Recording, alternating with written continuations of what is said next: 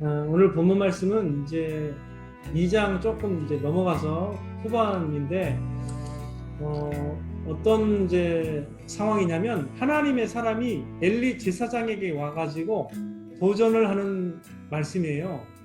어, 일단 1장과 2장이 이렇게 인물로 그 대비가 되고 있거든요. 잠깐 말씀을 드리면 한나와 그 아들 사무엘이 있고요. 그리고 엘리와 그 두 아들이 있습니다. 홈리와 비느하스가 있는 거예요. 근데 이제 이게 약간 대비가 돼요. 하나님을 경외하는 쪽은 한나와 그 사무엘이고, 이제 하나님을 좀 덜 소중히 여기고 또 하나님을 아예 알지 못하는 그 이들이 이제 홈리와 비느하스입니다. 그래서 2장의 11절, 12절에 잠깐 살펴보겠습니다. 자, 분위기를 느끼려면 이렇게 대비가 되고 있다는 걸 여러분 느끼셔야 되는데, 자, 2장 11절에 보시면은 엘가나는 라마의 자기 집으로 돌아가고 그 아이는 제사장 엘리 앞에서 여호와를 섬기니라. 그 아이는 누구냐면 사무엘이잖아요. 사무엘이 여호와를 섬긴다라는 그 말 바로 뒤에 12절에 뭐라고 나와 있냐면 엘리의 아들들은 행실이 나빠 여호와를 알지 못하더라 이렇게 표현하고 있습니다. 그래서 이 제사장으로 활동하고 있었던 이 홈리와 비느하스는 실상은 하나님을 알지 못하고 행실이 아주 나빴습니다. 그래서 그 행실이 나쁜 내용이 어떤 건지를 13절부터 쭉 설명을 하는 거죠. 쭉 설명을 하는데 뭐 이게 이제 너무나 이제 이게 뭐 기가 차죠. 하나님께 드리는 그 제사를 드리는 도중에 가서 그냥 고기를 갈고리로 이렇게 해가지고 고기를 가져오고 뭐 태우기도 전에 제사를 드리기도 전에 그냥 그 고기를 뺏는 거예요. 뺏어서 자기가 고기를 구워 먹는 거죠.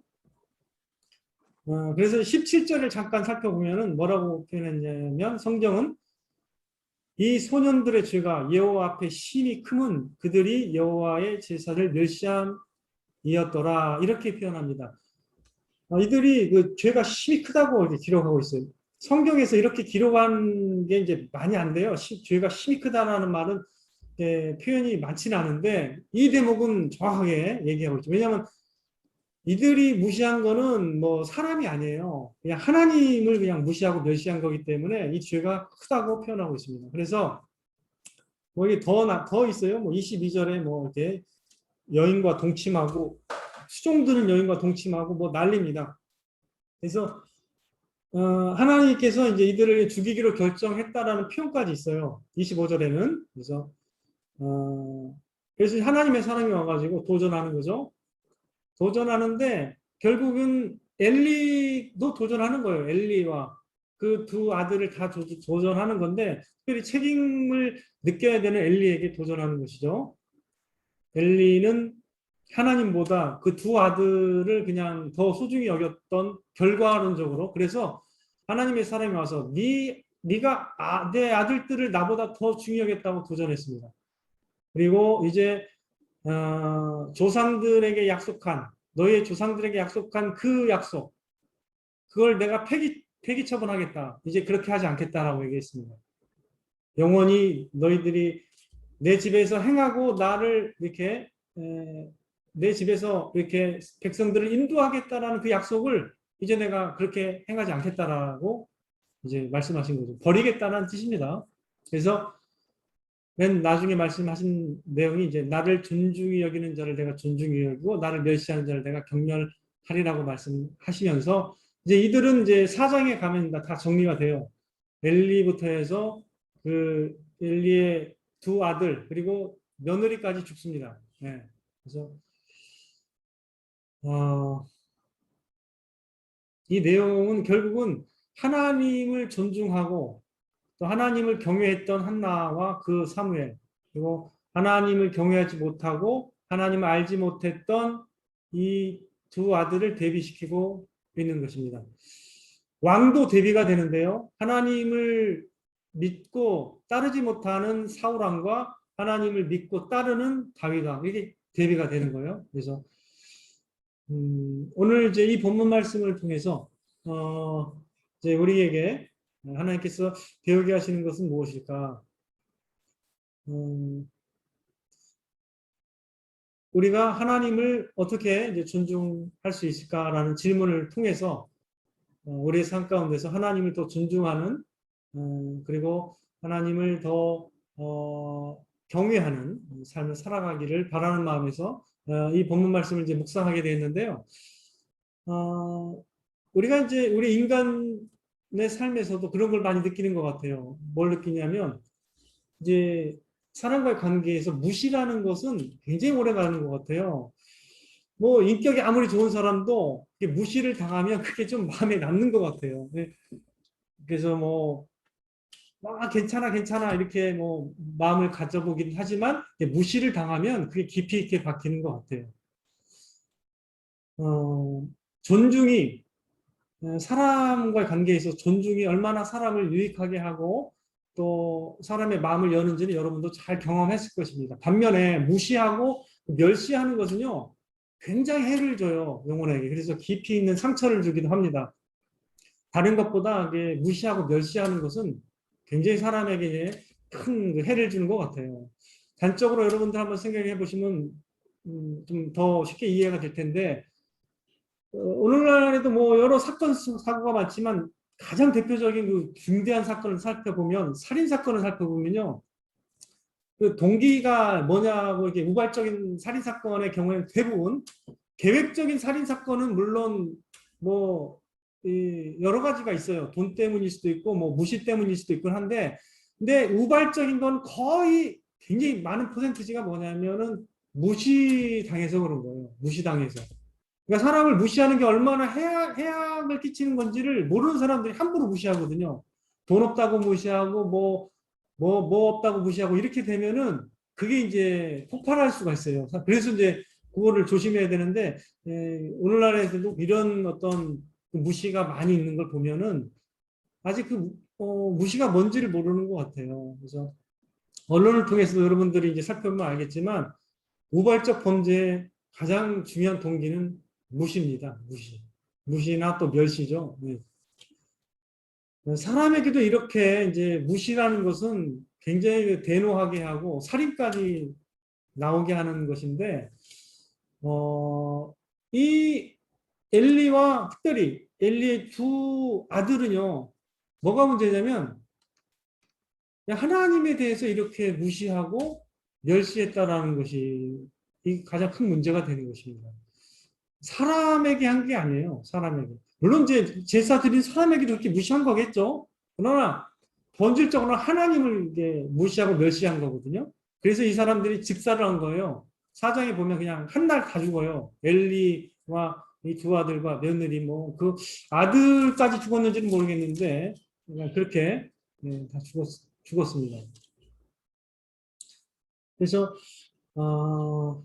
우리가 하나님을 존중한다는 것이 얼마나 하나님에게 또 굉장히 중대한 문제인가를 우리가 한번 인식하는 시간이 될 수 있을 것 같아요. 우리에게도 존중을 해주는 것이 굉장히 중요하거든요. 그렇다면 하나님께는 더더욱 더 중대한 그리고 더 마음을 다하여 드리는 존중이 이제 행해져야 된다는 것이죠. 그래서 자 그렇다면 하나님을 존중하는 것은 어떻게 하는 것을 말할까 한번 한 세 가지 정도를 생각을 해보게 됐습니다. 세 가지인데 이제 그거는 하나예요. 그게 뭐냐면 결국 이제 하나님을 존중한다라는 것은 하나님의 말씀 그리고 하나님의 뜻을 존중하는 것하고 같아요. 틀리지 않습니다. 하나님을 존중한다는 건 그냥 하나님이 하신 말씀을 그냥 존중하고 또 하는 것과 같은 거예요. 그래서 하나님의 말씀에 대한 태도로 우리가 이해하면 됩니다. 그래서 한 세 가지 정도 하나님의 말씀에 대한 우리의 태도 세 가지를 한번 생각을 해보게 됐는데 첫 번째로는 하나님의 말씀을요 항상 그 소중하게 대하는 것을 우리가 계속 잊지 말아야 할 것 같아요. 하나님의 말씀을 항상 소중하게 대한다는 것이 무엇인가? 이제 우리가 예를 들어서 우리가 이제 뭐 어릴 때부터 그 배움의 과정을 겪다 보니까 특별히 중고등학교 때 뭐 초등학교 때에서 쭉 이제 배우잖아요. 뭐 대학교 때까지 쭉. 근데 이제 선생님을 존중하는 방법은 다른 거 없어요. 가장 중요한 게 뭘까요? 첫 번째. 선생님의 말씀을 주의 깊게 듣는 거예요. 예, 주의 깊게 듣고 이렇게 그 선생님의 말씀을 이렇게 소중하게 예, 받아들이는 거예요. 그러면은 선생님을 존중하는 겁니다. 자, 그런데 이런 경우가 있어요. 선생님 하는 말씀 다 알아듣는다는 어떤 생각하에 한쪽 귀에다가 이어폰을 꼈어요. 그리고 나름대로 난 선생님 말씀 존중한다라고 얘기할 수는 있습니다. 자기 개념으로 나는 존중하는데 근데 선생님이 그걸 기분 나쁘게 생각할 수가 있습니다. 이어폰을 끼고 다른 걸 듣고 있어요. 예를 들면 그와 같은 현상이 발휘될 수 있는 거예요. 그래서 우리 개념으로는 나는 하나님 말씀을 다 존중하는데 이렇게 생각할 수 있지만 이제 하나님 보시기에는 그렇지 않을 수도 있다라는 것. 즉 하나님의 말씀을 항상 소중하게 대하는 자세가 필요하다는, 두렵고 떨림으로 받는 자세가 필요하다는 거죠. 이게 바로 하나님의 말씀을 존중하는 것이고, 이게 바로 하나님을 존중하는 첫 번째 방법입니다. 하나님의 말씀을 항상 소중하게 대하며 또 받는 것. 두 번째로 생각해 볼 수 있는 것은 이제 이것도 있어요. 하나님 말씀 소중하게 여기긴 하는데 이제 그 이상이 필요할 때가 있습니다. 뭐냐면 하나님의 말씀을 최고의 권위로 인정하는 것이 또 필요해요. 예. 소중히 여기는 것으로만 모든 걸 커버할 수 있는 게 아니고 하나님의 말씀을 최고의 권위로 인정할 때 하나님을 존중하게 되는 것입니다. 왜 그러냐면 왜 이게 필요할까요? 예를 들어서 자 어떤 부분의 말씀은 나에게 유익이 된다고 생각하기 때문에 그걸 인정하고 하나님의 말씀의 권위를 인정하게 됐습니다. 그러나 자기 뜻과 일치하지 않을 때는 하나님의 말씀보다 다른 인간의 권면이나 인간의 말을 인간들의 그 전문가라고 말하는 그런 사람들의 권위를 인정할 수도 있습니다. 이거는 필요시 하나님의 말씀을 인정하는 태도일 겁니다. 이게 무슨 말이냐? 언제 어디서나 하나님의 말씀을 최고의 권위로 여기지는 않는다는 거예요. 그냥 필요시 나에게 유익이 되는 선 안에서만 내가 판단할 때만, 즉 내가 유익하다고 판단할 때만 하나님의 말씀의 권위를 인정하는 꼴이 되는 거예요. 이게 이제 바로 간마음이라고 말씀드릴 수 있는 거예요. 전적으로 하나님의 말씀에 어떻게 그 권위를 인정하는 사람은 그렇지는 않죠. 뭐든지 하나님의 말씀에서 그 최종 판단을 내리고 하나님의 말씀을 통해서 확신을 얻습니다. 이 부분이 이제 하나님을 존중하는 것에 연관이 된다는 걸 여러분이 이해하셨으면 좋겠다는 말씀을 드리고요. 이게 이제 인간들에서는 이거를 주장하기는 어려워요. 왜 그런 줄 아세요? 부모의 이해가 애가 어릴 때는 부모의 이해가 아무쪼록 크고 좋습니다. 그러나 때로는 이제 부모의 어떤 권위로만 모든 걸 다 해결하려고 하면 이게 좀 굉장히 자녀가 억압을 받을 때도 있어요. 왜 그런 줄 아세요? 부모의 의도는 좋으나 부모의 지식과 이해가 오히려 자녀보다 떨어질 수가 있어요. 어떤 순간에는. 역전이 될 수 있어요. 자녀가 더 깊이 있게 생각하고 많은 걸 이해하고 경험해서 오히려 그 분야에서는 더 잘할 수 있습니다. 그래서 인간들 사이에서는 이걸 주장할 수는 없어요. 항상 뭐 누가 최고의 권위다 이렇게 말하기는 어려운 거예요. 왜? 그거 하나님이 아니거든요. 그래서 이거는 오직 두 번째는 하나님에게만 해당되는 거예요. 저희에게 인간에게 뭐 이걸 주장할 수는 없는 거예요. 저라도 그게 안 되는 거예요. 왜? 제가 하나님의 말씀을 잘못 해석하고 푼다면 그 선에서는 들을 필요가 없는 거예요. 예. 목사라도 마찬가지입니다. 그래서 여러분들이 인간에게는 이걸 주장할 수 없습니다. 물론 권면하고 가르칠 수 있습니다. 목사인 저도 이걸 가르칠 수 있습니다. 하지만 그럼에도 불구하고 여러분들이 말씀 안에서 이걸 더 확신합니다라고 말할 수는 있다라는 거예요. 왜? 충분히 얘기해 볼 수 있다라는 거예요. 나는 보니까 말씀 속에서 이렇게 보이는데 이게 이렇게 얘기할 수 있다는 거예요. 그래서 우리가 사람의 관계에서는 이거를 적용하기가 어려워요. 그러니까 여러분 꼭 기억하세요. 그러나 오직 하나님에게서는 이걸 적용해야 됩니다. 이걸 적용하지 않으면 여러분들이 최고의 권위를 다른 곳에 둘 수 있는 대체 우상이 있다라는 거예요. 하나님을 대신하는 우상. 그게 여러분의 어떤 의지하는 뭐 어떤 게 될 수 있는 거예요. 예, 그러니까 여러분들 잘 이해하셔야 됩니다. 이거는 하나님에게는 반드시 필요합니다.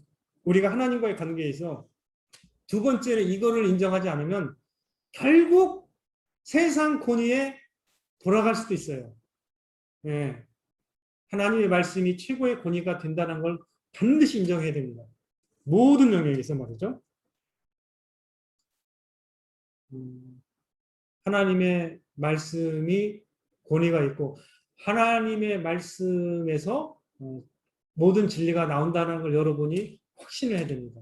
모든 선한 것이 위로부터 나오거든요. 여러분이 만약에 제한적 권위를 하나님께 준다면 거기에서 걸림돌이 돼서 계속 사탄이 다른 생각을 불어넣을 수도 있습니다. 여러분 꼭 기억하시기 바랍니다.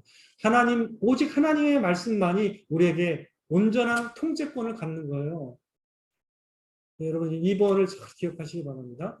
하나님 말씀의 최고의 권위를 인정하는 것이 하나님을 존중하는 방식이라는 것을 잘 이해하셔야 됩니다. 세 번째, 이제 세 번째로 말씀드릴 건 뭐냐면 하나님을 존중하는 것 중에 이게 제가 볼 때는 아주 핵심이에요. 사실 뭐 1번, 2번은 조금씩 이제 더 나아가는 과정이라고 생각할 수 있는데 3번은 결정판입니다. 하나님 말씀에 전심으로 반응하는 것이 가장 중요한데요. 이건 뭐냐? 순종을 의미합니다. 다른 거 아무 것 많은 말을 해봐야 소용이 없어요. 나는 하나님을 사랑합니다. 하나님의 말씀을 소중히 여깁니다. 하나님을 존중합니다. 이런 말 해봐야 100마디 말을 해봐야 소용이 없습니다. 가장 중요한 건 뭐냐면 하나님을 그냥 순종하면은 하나님을 가장 존중히 여기는 것을 내가 증명해 나갈 수 있는 것입니다. 아브라함이 어떻게 하나님을 경외하는지를 증명했는지 여러분 아시잖아요. 아브라함이 어떻게 하나님을 경외하는지를 증명했을까요? 창세기 22장에 내 사랑하는 아들 독자 이삭을 번제로 드리라고 했을 때 그것에 순종했을 때 하나님께서 네가 나를 경외하는 줄 이제야 알겠노라 하면서 하나님께서 그 약속을 더 굳건하게 확실하게 보장하시면서 지키셨습니다. 순종을 대신할 만한 건 사실 없습니다. 우리가 제일 깊이 있게 이해해야 되는 게 바로 이겁니다. 자, 여러분들이 가르쳤어요. 교육의 효과가 제대로 드러나는 건 뭐냐면 교육에 가르친 대로 애들이 행할 때 빛나게 되는 건데 열심히 이렇게 하라고 가르쳤는데 또 여러분이 훈련 가라고 생각해 보세요. 훈련 가고 뭔가 국가대표 훈련 가는데 애들한테 전략을 가르치고 이렇게 하라고 했는데 꼭 중요한 순간 그렇게 안 해요. 그것을 순종이라고 생각할 수 있습니까? 감독을 향한 존중이라고 생각할 수 있을까요? 그렇지 않습니다. 이 세상에 그 많은 중요한 것들을 가르치는 선생님 그리고 모든 전문 분야의 그런 어떤 탁월한 사람들은 다 가르칠 때 결국 원하는 게 이겁니다. 순종이 될 때 비로소 얘가 나를 존중하는구나를 확실하게 이해하고 그 사람에게 자신의 모든 것을 다해서 가르치고 그 사람을 높여주는 거예요. 나중에 이 사람이 성공하기를 또 가장 원하고 그게 되는 거죠. 하나님도 마찬가지죠. 하나님의 말씀을 기꺼이 순종하려고 하는 그 사람을 통해서 하나님은 일을 맡기시는 거예요. 사도행전 13장 22절에 내가 다윗을 만나니 내 종 다윗을 만나니 내 마음이 합한 사람이라 이렇게 표현합니다. 그래서 내 뜻을 다 이루게 하리라. 합한 사람이라는 건 뭐냐면 얘가 내 말에 순종하겠구나라는 뜻이에요. 그래서 내 뜻을 다 이게 이룰 수 있겠구나 이렇게 이해하시는 거예요. 하나님. 그래서 하나님의 말씀이 이렇게 말하면 이렇게 하겠고요. 저렇게 말씀하시면 내가 저렇게 행하겠습니다라는 그런 자세가 있는 사람이 하나님을 가장 존중하고 또 따르는 사람임을 하나님은 다 아신다는 거죠. 그래서 사실 1번, 2번도 소중하긴 한데 3번이 가장 중요합니다. 제가 사람에서 인생을 결정짓는 게 저는 이거라고 봐요. 순종이 가장 남는 거예요. 순종이야말로 가장 참 뭐 다른 뭐 많은 말보다 순종이 그냥 기억에 남는 거예요. 하나님도 마찬가지로 우리가 순종할 때 하나님을 영화롭게 할 수가 있는 것입니다. 여러분들 순종이 또 어떤 것과 관계되는지 여러분 잘 아실 겁니다. 자 보세요. 두 가지를 연결할게요. 순종이 우리가 드리는 뭐 아주 아름다운 예배보다 더 좋은 거예요. 순종이 제사보다 나은 겁니다. 그래서 사무엘상 15장 22절 가면은 사무엘이 불순종하는 사울에게 도전합니다. 여호와께서 번제와 다른 제사를 그의 목소리를 청종하는 것을 좋아하신 것 같이 좋아하시겠나이까. 순종이 제사보다 낫다는 거예요. 그의 목소리를 청종하는 것, 그 의미가 뭐예요? 순종이에요.